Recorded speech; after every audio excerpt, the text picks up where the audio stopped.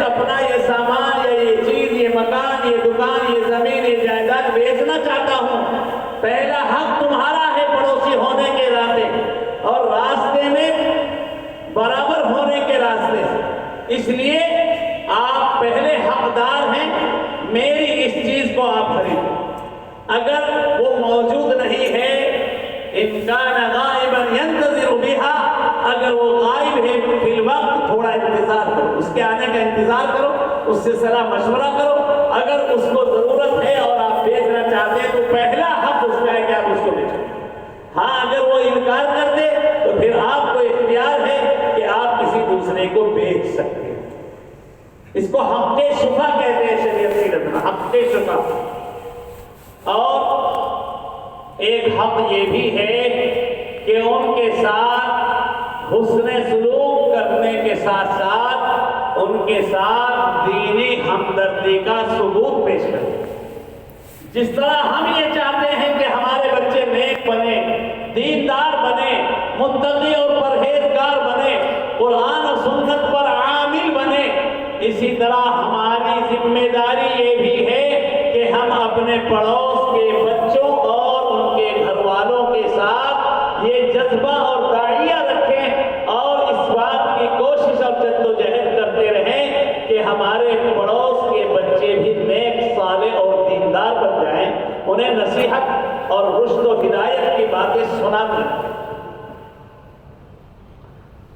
عجیب و غریب واقعہ ہے، حدیث پاک میں اللہ کے نبی علیہ السلام نے فرمایا کہ قیامت کا دن ہوگا، ایک پڑوسی اپنے پڑوسی کے دامن کو کھینچتے ہوئے اللہ رب العالمین کے سامنے کھڑا ہوگا اور وہ اللہ کی بارگاہ میں کہے گا کہ اے میرے پاک پروردگار، اس بندے نے میرے حق کے اندر کوتاہی کی، اس نے میرے ساتھ خیانت کا معاملہ کیا۔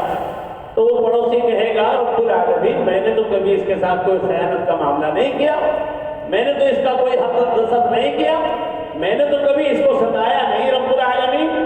تو وہ پڑوسی کہے گا کہ پروردگار عالم، یہ خود بذات خود بہت نیک تھا، اس کی اولاد بڑی نیک اور صالح تھی، لیکن اس نے کبھی مجھے نیکی کے راستے پر چلنے کی دعوت نہیں دی، نیکی کے راستے پر چلنے کی دعوت نہیں دی۔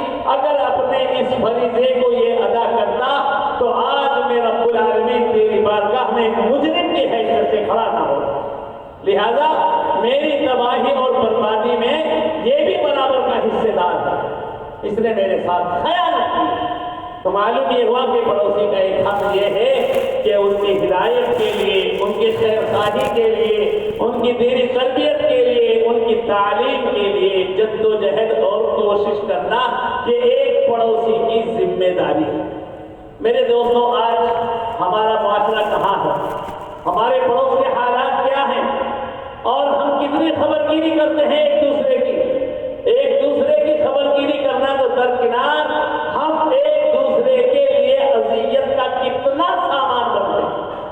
اللہ کے نبی علیہ السلام کی خدمت میں ایک شخص آیا اور عرض کیا، یا رسول اللہ، میرا پڑوسی مجھے بہت ستاتا ہے، میں بڑا حیران اور پریشان ہو گیا اپنے پڑوسی کی اذیتوں سے۔ آپ علیہ السلام نے فرمایا کہ ٹھیک ہے، اپنا پورا سامان نکالو اور جا کر چوراہے پر رکھ کر بیٹھ جاؤ۔ چنانچہ انہوں نے ایسا ہی کیا۔ اب صبح سے شام تک لوگ آ رہے ہیں، جا رہے ہیں، پوچھ رہے بھائی سامان نہیں کیوں بیٹھے ہو آپ؟ فرمایا میرا پڑوسی مجھے ستاتا ہے، میرا پڑوسی مجھے ستاتا ہے، اس لیے بدرجہ مجبوری اللہ کے رسول کے فرمان کے مطابق میں اپنا سامان لے کر چوراہے پر بیٹھا۔ اب جو بھی سنتا وہ اس پر لعنت اور ملامت کرتا، کتنا بڑا بے وقوف ہے، کتنا بڑا بدتمیز ہے، کتنا بڑا بد اخلاق اور بدکردار انسان ہے جو پڑوسی کو ستا رہا ہے، اور وہ مجبور ہو کر اپنا گھر بار چھوڑ کر باہر بیٹھا ہے آ کر تک آ کر۔ اور اللہ کے نبی علیہ السلام نے فرما دیا، اب سب لوگ آ رہے ہیں، سن رہے ہیں، لعن طعن کر رہے ہیں۔ اب شام تک 20 50 سینکڑوں لوگوں نے اس پر لعن طعن کی۔ اب یہ آیا ہے ہاتھ جوڑتا ہوا، منت سماجت کرتا ہوا، بھائی مجھے معاف کر دے، آج کے بعد میں تجھے کبھی نہیں ستاؤں گا، خدا کے لیے سامان اٹھا، چل میرے کندھے پر رکھ اور اپنے گھر میں اس سامان کو منتقل کر، آج کے بعد میں تجھے کبھی نہیں ستاؤں۔ میرے دوستوں، حقیقت یہ ہے کہ پڑوسیوں کے ساتھ حسن سلوک کرنے سے ایک اچھا معاشرہ تشکیل پاتا ہے، اخلاق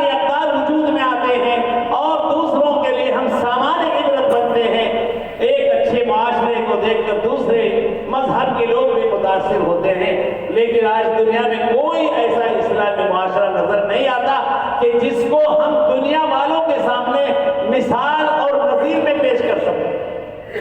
اس لیے ضرورت ہے میرے دوستوں اس سلسلے میں توجہ کی، ضرورت مندوں کی ضرورت کو پورا کیا جائے، یتیموں کا، مسکینوں کا، غریبوں کا خیال رکھا جائے، اور زبانی بھی خیال رکھا جا سکتا ہے، مالی طور پر بھی خیال رکھا جا سکتا ہے، حسن سلوک کے اعتبار سے بھی خیال رکھا جا سکتا ہے۔ خیال رکھنے کی بہت ساری شکلیں ہیں، کاش امت کے سامنے یہ چیز ظاہر ہو اور اس کے حقائق کو، اس کے مقاصد کو، اسلام کے محاسن کو ہم سمجھ سکیں اور اس پر عمل کر کے دنیا کے سامنے سرخرو ہو سکے۔